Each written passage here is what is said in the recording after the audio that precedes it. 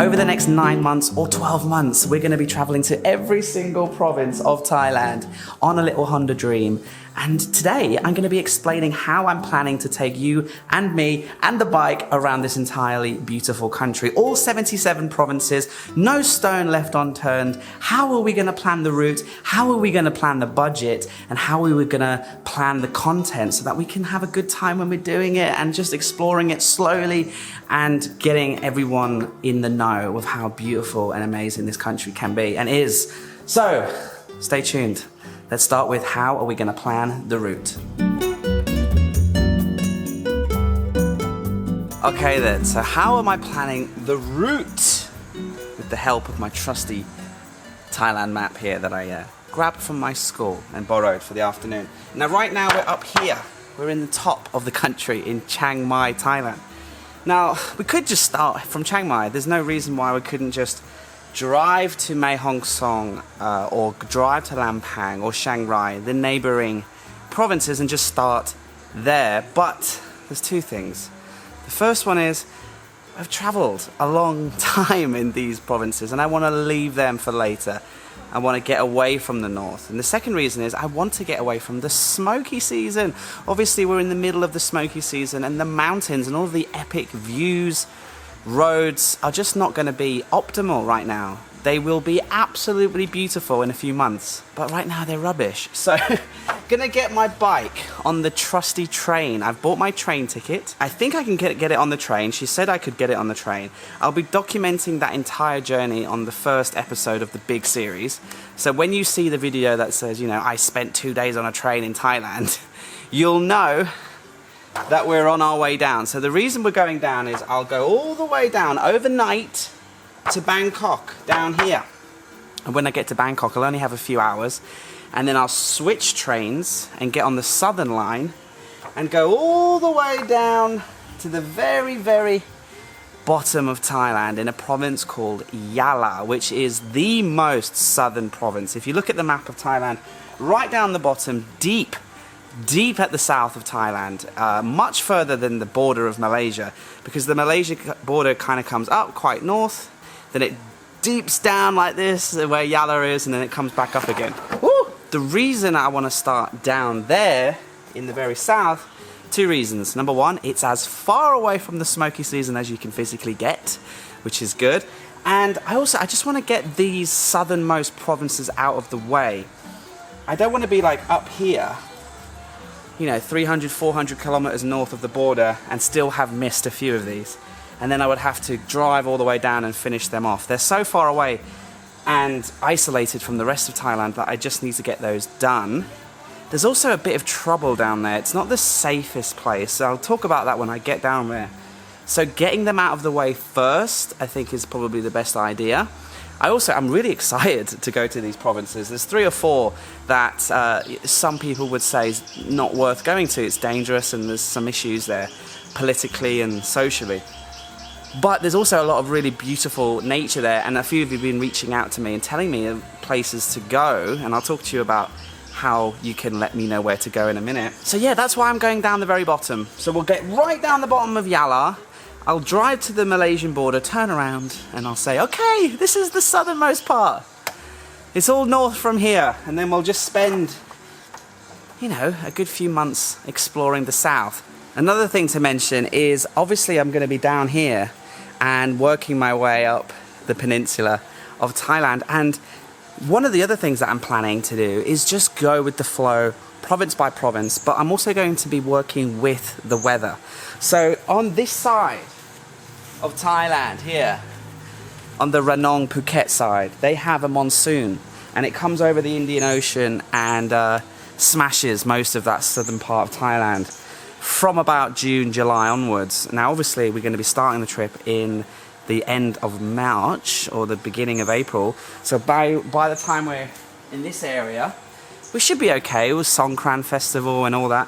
I really don't know how long it's going to take me, but when the monsoon really hits, if we're still in this area, if we're still in that southern skinny part having a great time, but the weather is affecting our filming and affecting our mood, then we'll just leave it. We'll go up north. I'll put the bike back on the train, and maybe we'll go to Bangkok or we'll go into Isan and we'll do other provinces, places where the monsoon isn't as strong. And if it's relentless, then I don't see why I don't just get an Airbnb in Bangkok, downtown, spend a month making videos in Bangkok, and you know, when it's pissing down rain, I can go on the BTS, I can go inside the shopping malls, I can be indoors and still film good content for the channel and for the adventure and do Bangkok province justice. So I haven't really figured out the plan too much, and that's kind of like my point of this video is, the plan is there is no plan except get south, have fun until the monsoon hits, hide out in Bangkok, then make a decision, go north or go east to Isan area.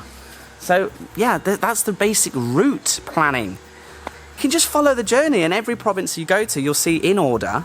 I'll save all of the locations in the descriptions. Every time I go to a cool temple, every time I go to a cool, interesting place, or have some fantastic food, or have an amazing experience, I will save all of the Google links in the description so you can save them. So I'm doing all your research for you. So when I go somewhere rad, you'll be like, oh my God, I'm definitely gonna go there when I come to Thailand, and you can save the location, go to that province and see it for yourself. So just use me as your route planning. And if you see a place that looks lame, and you're like, okay, we can skip that province, that's cool, that's fine. 77 of them, not all of them are gonna be bangers. Some of them might just be desolate, not much going on. I'll try my best. I mean, I'm gonna be making videos in every province, so I'm gonna have to try my hardest. If there's not much going on, then I'll just have to really try and squeeze the fun out. So yeah, I'm excited. The route is start in the south and work our way up and see what happens. Oh, it's hot. Why did I choose a 37-degree day to film this video? I tell you why, it's because I would film it in my bedroom with the aircon on, but I sold all of my furniture. That's no good, because yes, that was one of the ways I was planning to fund this trip. When it comes to planning the budget, the first thing I had to do was make sure I have enough money to last me at least 9 months, because I think at least it will take 9 months to do every province justice and to go slow. Obviously I can't go quick on my Honda anyway, but go slow, take it easy, breathe, absorb what's happening around me, make videos, and I think it's going to take 9 months. So I was like, okay, how much money do I need for 9 months in Thailand?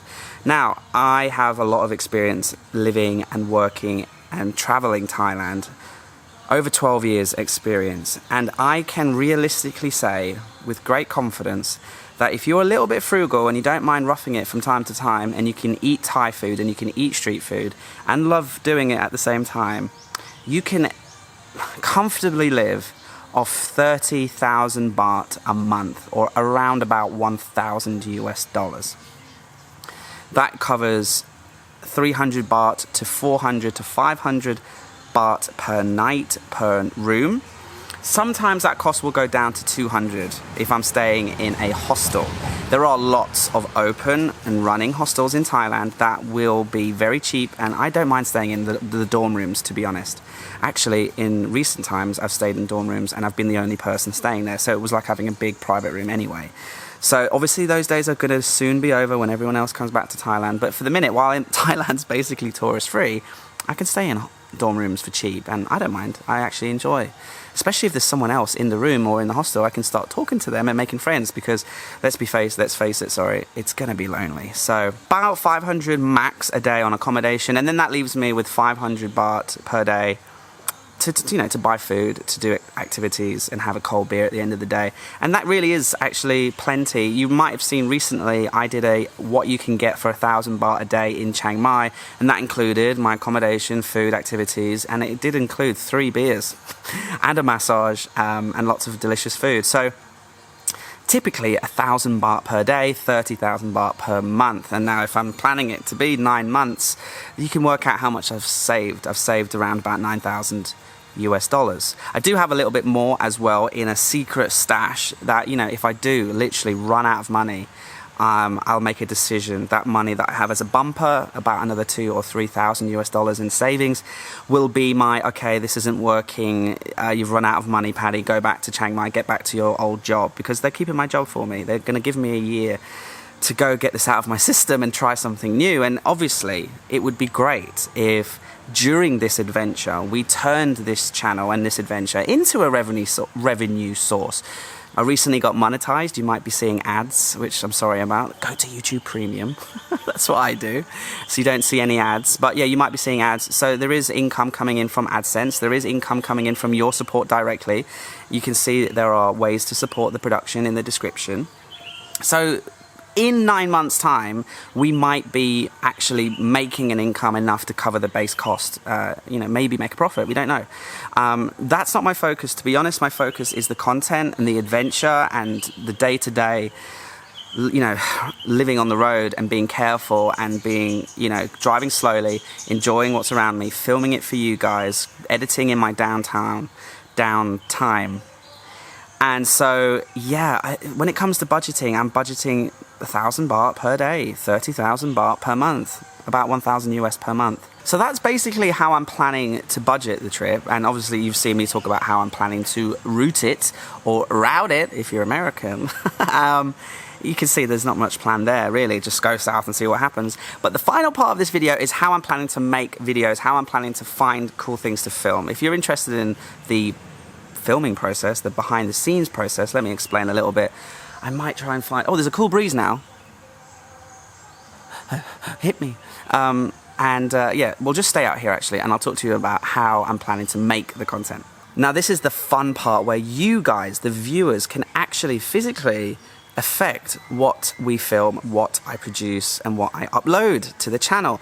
Because one of the most important parts that I need your help with is recommendations for things to do, things to see, things to try, things to eat, anything like that during the trip. So if you have any experience living or traveling in these provinces, all 77 provinces in Thailand, I want you to reach out, and there's a really easy way that you can do it. So what I normally do, to be honest, is I just zoom in on Google Maps, and this is what I do all the time on every trip, in any country actually, is I just get obsessed with the map and I just scroll in and I zoom in and I scroll in and I look, oh, look at that lake, oh, look at that mountain range, I bet there's a nice road, oh, there is a road, oh, look how many turns that road has, oh, and then there's a lake at the top, I wonder if the sunset's going to be good there. And basically, I spend more time staring at Google Maps, just looking for inspiration from the geography and the topography.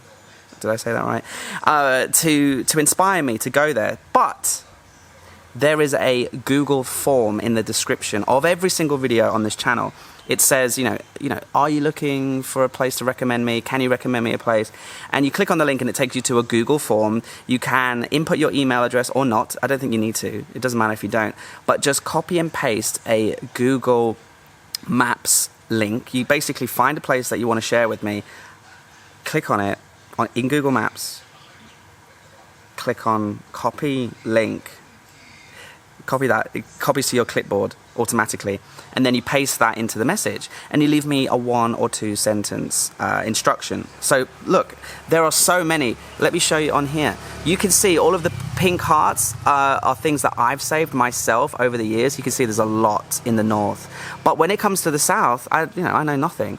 And you can start to see that there's more and more of these green marks. These are green recommendations from you guys that I've already received. Some of you have been proactive and read the descriptions and seen that and thought, oh, I know a place. So let me just click on a couple of these at random. So if I click on, there's this flag out here in the middle of the ocean. So if I click on that, what does it say?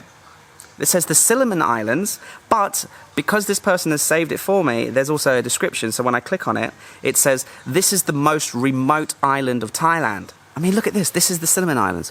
Ooh, beautiful. And, because of the fact that there's no tourists there, maybe the islands are closed. I don't know. I'll find out when I'm down there. And let me click on another one randomly. Let me go up a little bit more to a place in the province of Chumpon.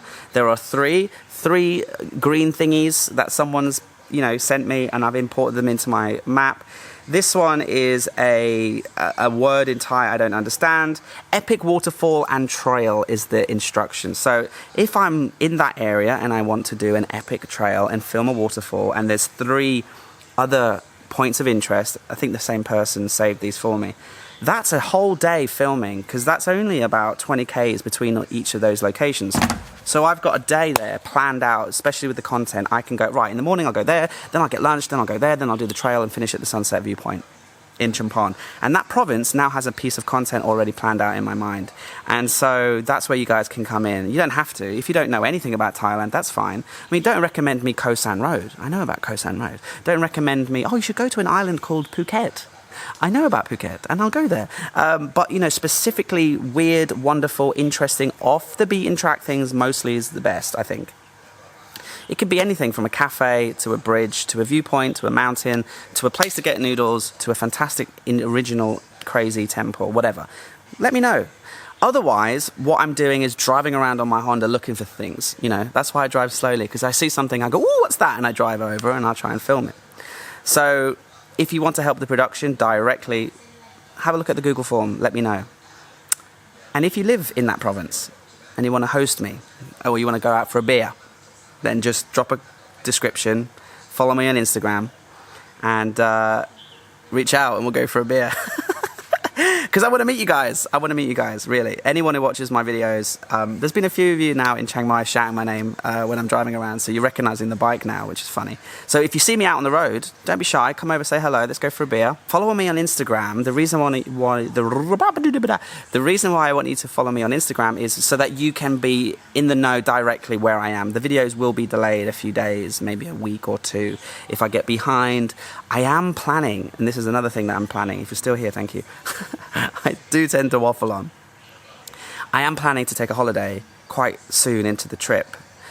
Obviously, I'm extremely burnt out and emotionally drained from this year, working hard, working too hard, not getting a break, and just been a tough year. It's been a tough year for everyone, but it's been exceptionally hard here too, in terms of how hard I've had to work and not being able to get much downtime at all, really. And it's affecting my sleep, and it's affecting my energy levels and my emotional connection to those. You know, I can't connect to my emotions very well when I'm tired, and I'm so tired. So when I do the southern provinces, Yala and Songkhla and a few of the other ones, there'll be 3 or 4 down there. There will come a time where I might have about 4 or 5 videos stacked up, ready to roll, and then I might park up the bike and take a week off and just actually have a beach holiday, drink coconuts and read a book, sunbathe, have a tan, go for a run in the morning, that kind of thing. Like, really just try and relax. And you guys probably won't even notice, because if the videos are stacked up, I should be able to make content ready for when they're finished. I'll upload 2 or 3 times a week at the beginning, the first few months, just so I have that buffer that I can take a week or 2 off a couple of times, because I don't want to burn out. Obviously, going from working full-time to making videos on full-time without any break is going to be tough. So follow me on Instagram, because then not only will you see exactly where I am that day, and you can connect to me as well, DM me. I basically reply to every single person who sends me a nice message, whether you just want to say, yo, good luck, or you want to say, hey, I'm going to be in that province too, can I go for dinner? And like, yeah, of course, let's go out all the time, let's meet up, let's do stuff. I'm going to be desperately lonely. I've been talking for 9 minutes. I'm going to be desperately lonely.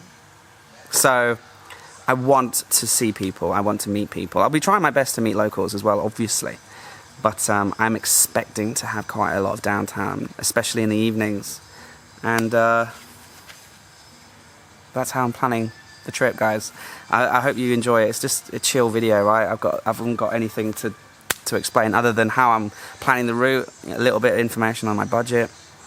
As you can probably tell, I'm basically winging it, but there is a semi-plan there to take my anxiety levels down a notch. Like, oh, I'll start there, and I've booked my train ticket, and I've got 30,000 baht a month budget. That's enough for me to just be like, okay, that'll be fine. I hope. Anyway, thanks for watching. Don't forget to follow me on Instagram, reach out, give me recommendations in the Google form. Check out the ways you can support the channel. And that's it. The next video you will see will be my packing video. Right now all my crap is on the floor. I will lay it all out, talk to you about what I'm planning to bring, how I'm planning to put it in the bike or in my backpack. There will be a video about that, and that will come out the second I arrive in Yala province. So when you see the packing video, because I'm uploading this video right now as I'm getting on the train. So as I'm getting on the train, this video is going live. So follow me on Instagram, you'll see. So it's Sunday night. I'll get to Yala maybe Tuesday night. So as soon as I get to Yala, I'll click upload and the packing video will go up. That will be a sign that I made it to Yala safe. The train got me down there, the bike's with me, everything went fine. If you don't see a video on Tuesday, then there's probably something drastically, hopefully not, change of plans, and you would have seen that on Instagram because I'll be sharing my stories live nearly every day. I talk too much, I'm so sorry. Have a great day, thanks for everything, and the adventure starts now.